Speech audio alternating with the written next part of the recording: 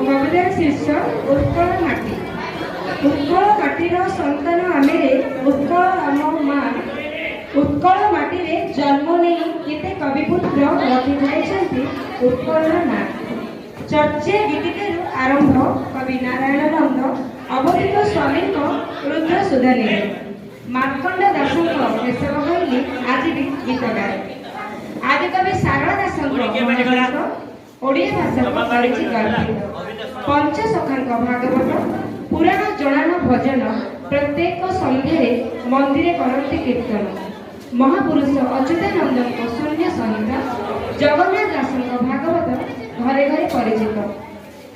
रीतिजुगर कवि सम्राट उपेन्द्र भंज कवि सूर्य बलदेव रथ बनमाणी दास उत्कल घंट कवि जदुमणि संत कवि भीमभोई ग्रंथावली ब्रजनाथ चतुर विनोद आम ओडिया भाषा को गर्व गौरव मंडित करेछि।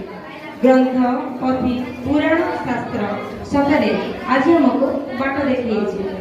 आम व्यासकवि फकीर मोहन नूतन ओडिशा गठन में उत्कल गौरव मधुसूदन छबेल वर्ण बदले भक्त कवि मधुसूदन प्रकृति को जीवंत करथिले गंगाधर मेहर चिलिकार सौंदर्य कविवर राधानाथ राय बंदी उत्कल जननी कवि लक्ष्मीकांत महापात्र महापुरुष मानक अवदान आज उत्कल पाई सम्मान। उत्कल माटी रे जन्म ले भी आमे सब भाग्यवान धन्यवाद।